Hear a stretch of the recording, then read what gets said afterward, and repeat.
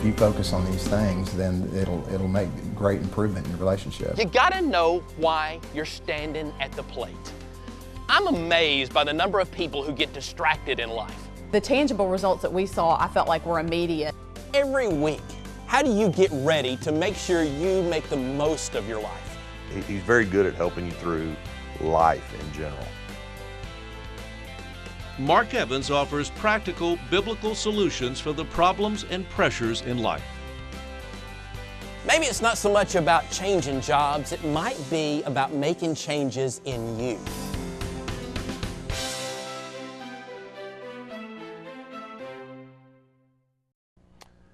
People always want to know, how do I get to the next level in life? Because getting to the next level, frankly, means you're going to enjoy your life more, you're going to be more fulfilled, you're going to accomplish more of your God-given purpose. I'm Mark Evans. Thanks for joining me. I think for the next half hour, we're going to have a good time together because we're going to learn that to get the right answers in life, you've got to make sure you're asking the right questions. Asking the right questions is so important. I've been teaching through this series, How Do I Lead My Life? Meaning, I'm going to lead my life. I'm going to be in charge of my life, in charge of where it goes. So, as a believer, you want to make sure that I am allowing God to direct me. I'm not allowing other people, other things, other circumstances to take charge. And I've got to remember that asking questions is vital. That I don't just go by day to day, never really thinking about where I'm headed. So today, I'm asking the question, what do you see? I mean, when you look at your life, what do you see when you look in the mirror? Really, who is it that you're seeing, and are you seeing the person that you really want to be? Last month, I was on a flight that was landing back in Little Rock, and we were told by the pilot, as we're making the final descent into Little Rock, we're going to go through some very thick clouds, and there's dense fog in Little Rock as we're landing. So he said we're thick clouds, low-lying clouds, dense fog. We're prepping to land, making the final descent, and I'm there in my seat, and I look out the window. Now, as you know, I'm on the seat on an aisle, okay? And the flight is not full, so there's a seat beside me, and then there's a lady sitting next to the window, and I look out the window, and you can't see anything. You know, you can't see anything. You can't see the wing of the plane. You can't see anything. Now, if you think about that just for a minute as you're flying, if I can't see, how can he see? You know? And it gets, frankly, a little on the scary side. But you know what I'm talking about, because that's very similar to how a lot of you live your life. Very similar to how a lot of you live your life. You're not seeing at all where you're going with your life. You're just going. You're at one of those intersections in your life, and you have to decide to work, to create, to try to reinvent yourself, maybe, into who you want to be. You've got to decide to work, to create, to reinvent yourself into who you really want to be, where you see your life going, where you know God wants your life to go. Not what everybody else wants your life to be, but what you want it to be. It takes a while to figure out who God made you to be. It just does. It takes a while to figure that out. So many people have attached onto you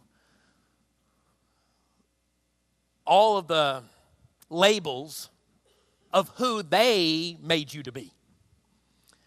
So many people have attached onto you all of the things that they want you to be, how they want you to live your life. So it takes a while to remove all of those labels.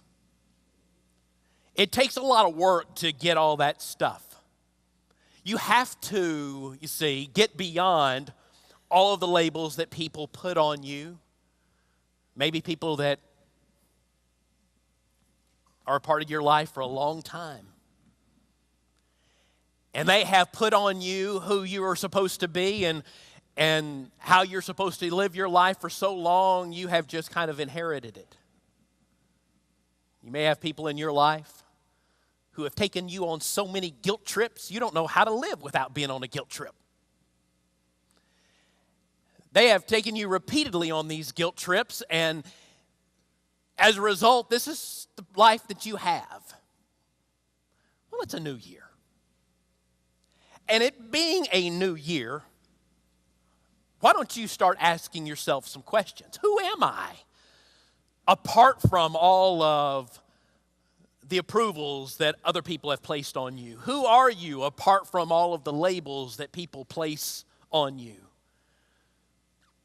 Who is it that God made you to be? When you look in a mirror, what do you see? Now be honest, okay? Don't lie.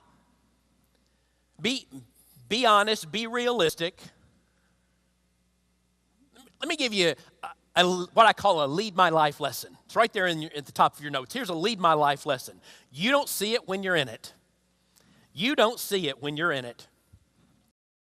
Visit PastorMarkEvans.com for Mark's special TV offer. Download Mark Evans' entire book, When in Life Wisdom, 30 Days of Passion, Priority, and Purpose for only $10. Receive Part 1 of Mark Evans' Passion DVD series for only $15, normally $49.95, plus free shipping. Or download it to watch right away. For more books, audio CDs, DVDs, visit PastorMarkEvans.com or call 1-800-367-2870. So a lot of times people look in the mirror and they refuse to be honest about what they see. You know that person that you look at their life and you know they just perpetually lie to themselves because they can't be seeing what everybody else sees.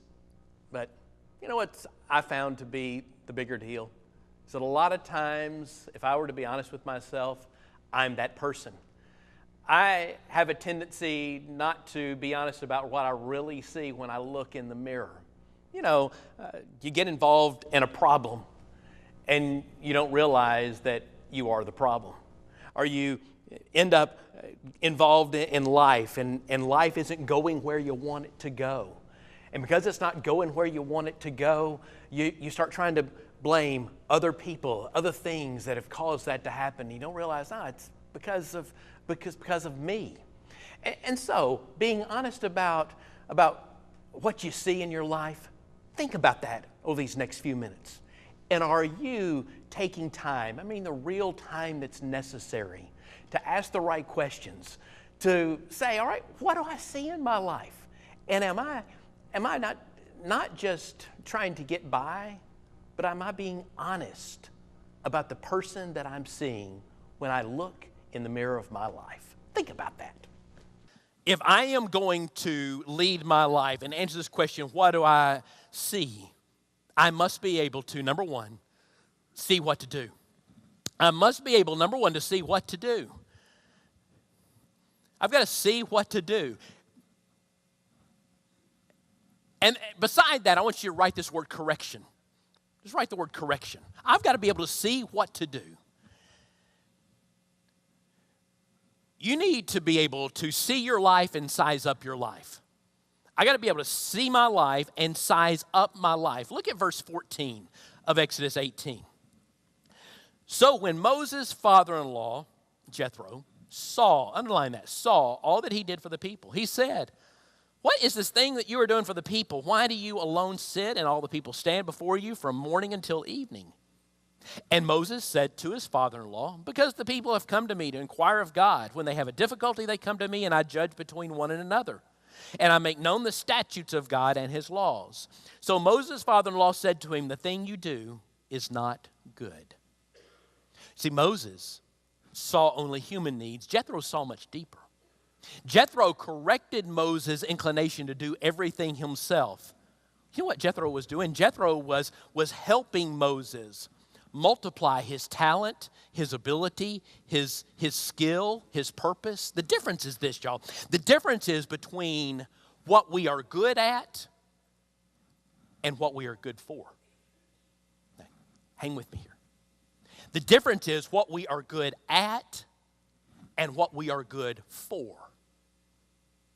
You may be good at a lot of things. Those are your skills. But what you are good for is your purpose, your potential. Because just because you are good at something doesn't mean that's what you were put on the planet for. A good example would be for 20 plus years as a career, I was a pastor to students. I know what to do when it comes to being a pastor to students, okay? But just because I am good at something doesn't mean at this stage of my life that is what I am good for. So you do not allow your life to be reduced down to just those things you're good at. Because God has put you on the planet for something you are good for that nobody else is good for. And that is your potential. Let me put it to you like this. Do you work at listening and responding to your instinct, to your intuition? Do you work at responding to your intuition when it comes to pursuing the purpose God has put before you? Do you step back and look at your life and then say, okay, this is how I'm going to proceed? What I want to do in this series is I want to help you think. I want to help you think because your life is precious. And I want this series here for you to strategize about your life. What you see in your life, where you're headed, and what you are doing. In 2016, I want to challenge you, don't use church just to deaden the pain of the failures of your life. Use church to empower you to live the life that God had put you on the planet for. Use church to help you to live out boldly what God has called you, put you in on this planet to do. You see, what is happening here is that Moses is seeing, I got to see what to do. Then I'll be able, secondly, to see where to go. Then I'll be able to see where to go. Just like in the first word I had you write down was correction. Write this down, direction, beside point 2. I got to see where to go. I've got to have direction. You need to look at your life with the big picture in mind. Don't just look at what is here in front of you, but look at your life with the big picture in mind. See where you are right now and keep the focus to look ahead, to move forward. Take your life, y'all, and don't become consumed by just what you can see right in front of you. God's picture of what he is up to in your life is so much bigger. Look at what verse 18 says in Exodus 18. Jethro is telling Moses, both you and these people who are with you will surely wear yourselves out. For this thing is too much for you. You are not able to perform it by yourself. Jethro is telling Moses, if you don't change, you are going to blow up. Where you are headed is not where you want to go. Look at verse 23. If you do this thing, and God so commands you, then you will be able to endure. And all these people will also go to their place in peace. Circle peace there. See, Jethro's instincts are kicking in to help Moses see clearly because he tells him a key word there, peace. When you can see in your life where to go, when you begin to get some direction for your life, then peace becomes your friend. not something that is far away. You know, Moses, we started earlier, and Moses, he doesn't have a name when we first meet him. Moses' name means drawn out. Now, think about that. His name, the word Moses, means drawn out. Pharaoh's daughter names him Moses. Drawn out. Life is a series of you being drawn out. Life is all about drawing you out of your fear, your insecurity, your small-mindedness. Life is about drawing you out of constantly living in safe places.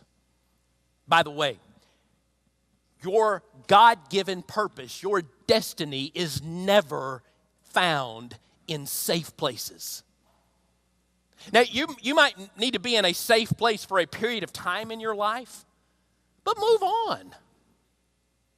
Move on. Because when God is trying to draw you out, I can promise you one thing. You generally don't like it. You just don't like it. And because it's God growing you and pushing you and developing you so that you are able to, number 3, see how to get it done. So that you can see how to get it done. Right beside it, write this word, path. Path. Because what God wants to help you to do is to develop a path to get from where you are to where you need to go.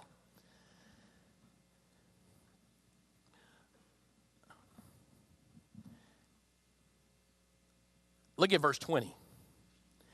Jethro outlines Moses' path perfectly, and you shall teach them the statutes and the laws, and show them the way in which they must walk, and the work they must do. Jethro tells Moses, here is the answer, here is the path for you. When Moses shared God's ways with the people, he was sharing the path for a whole new way of living, and that was Moses' heart. That was Moses' heart. That was what God had put into him. Value what God has put in your heart. Don't ignore it. Value it. Grow it. Develop what God has put in you. Because then your path will develop and God will order your steps.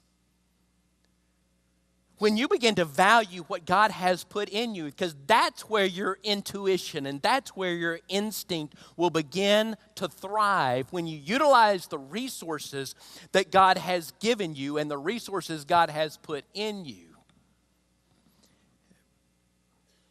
But you have to understand,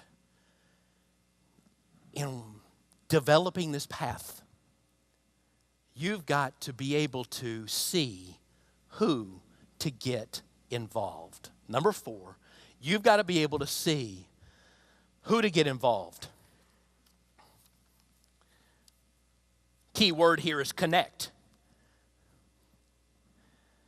You've got to be able to see who to get involved. Jethro points out earlier in 18 who he needs to get involved, tells Moses, and Moses in verse 25 responds to seeing who to get involved, who to connect with. The Bible says in verse 25, and Moses chose able men out of all Israel, made them heads over the people, rulers of thousands, hundreds, fifties, and tens. The principle here is this: you need the support, the right support to empower your vision, to empower your dream, your idea, your path for 2016. You need to connect with people.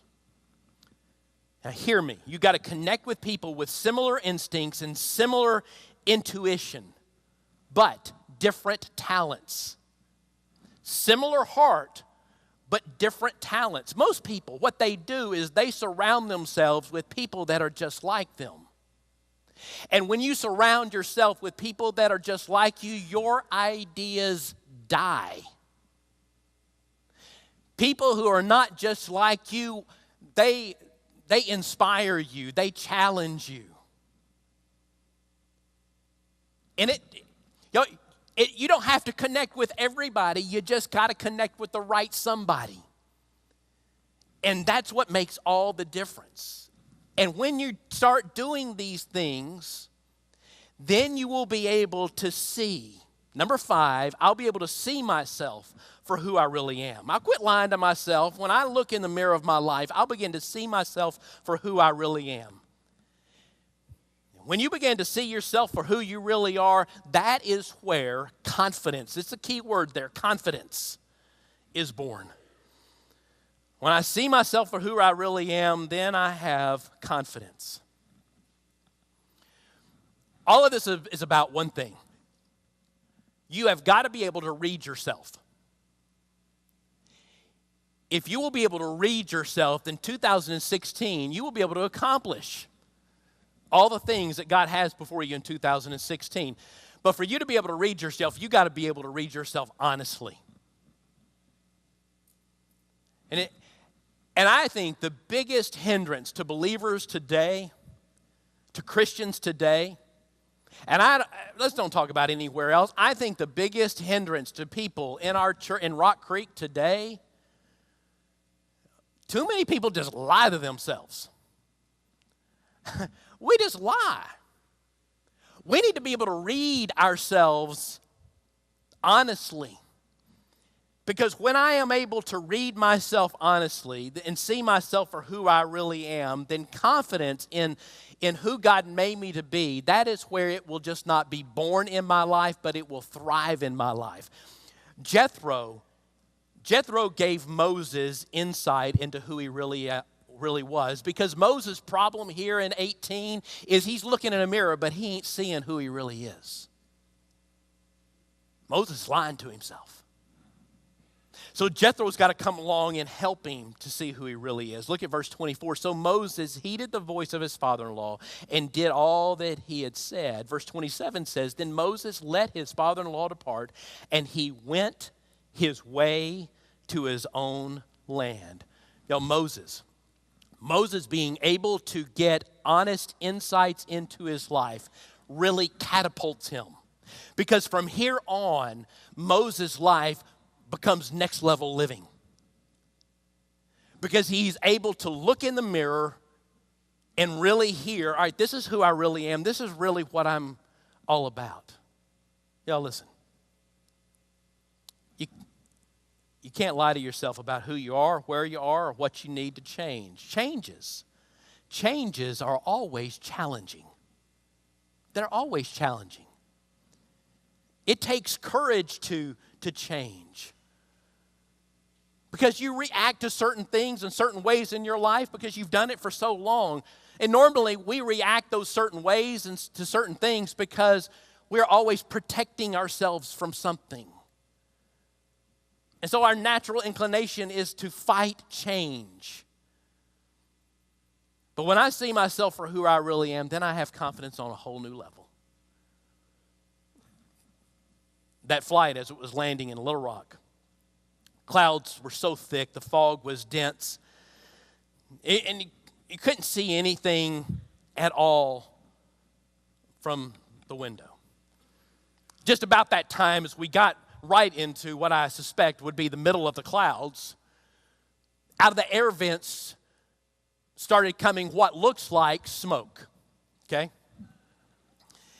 I knew it wasn't smoke. I've seen this happen many times on flights, but it looks like smoke. I knew it wasn't smoke, but the lady beside me did not understand that. She has a panicked look on her face. I can tell she is obviously concerned because you can't see anything outside that window. She looks up and sees the smoke coming out of the air vents, and what she thinks is smoke coming out of the air vents, and she looks at me and she says, what is that? Well, I couldn't figure right off the top of my head how to explain it to her. I said, well, I'm not sure. It'll be okay. She said, have you ever been on a plane before that crashed?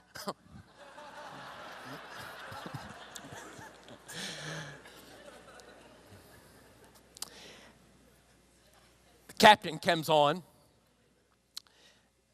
the sound system, and he explains I know I told you the clouds and the fog was going to be thick. You can't see anything out the window. We have the plane on autopilot flying us right now. And what you see coming out of the air vents is just condensation from the humidity, and it's not smoke. Everything is fine. And she relaxed. Everything was fine because she got a word from the captain. God has given you a new life. So quit replaying old ideas. Stop seeing yourself the same old way. You got a word from the captain, holy God. See who he made you to be and pursue that. Visit PastorMarkEvans.com for Mark's special TV offer. Download Mark Evans' entire book, When in Life Wisdom, 30 Days of Passion, Priority, and Purpose for only $10. Receive Part 1 of Mark Evans' Passion DVD series for only $15, normally $49.95, plus free shipping. Or download it to watch right away. For more books, audio CDs, DVDs, visit PastorMarkEvans.com or call 1-800-367-2870. And so, what are you pursuing? That obviously becomes so important in your life. What are you pursuing? All of this we've talked about today is going to mean that you have to make some changes. It's just like shifting gears in your car. You know, if you've ever driven a car with manual transmission, you have to learn how to do the shift and hit the clutch just right. But you always have to go from first gear to second gear to third gear and so on. Have you ever driven one of those manual transmission cars and tried to go from first gear all the way to fourth gear or from first to third? What happens? Well, the car stalls, doesn't it? It stalls fast. That's exactly what happens in your life. When you try to not shift gears properly, not make the changes necessarily in the steps that you need to make them in. So think about that, especially over this next week. What are the changes you need to make in what you're pursuing with your life? And are they in order? Don't get ahead of yourself, but don't live life all the time from behind. That's so important. If you live here in Central Arkansas, come to the church at Rock Creek. We'd love to have you. We take Jesus as he is to people as they are. Sunday mornings, 9, 10:45, and 12:30, and Monday night at 7. Come see us. I think anybody could get help from Mark Evans. I think that if you're not working towards improving your relationship, then you are losing ground. I guess the biggest thing Mark's done for me is given me the critical thinking process for business and personal life to make life easy.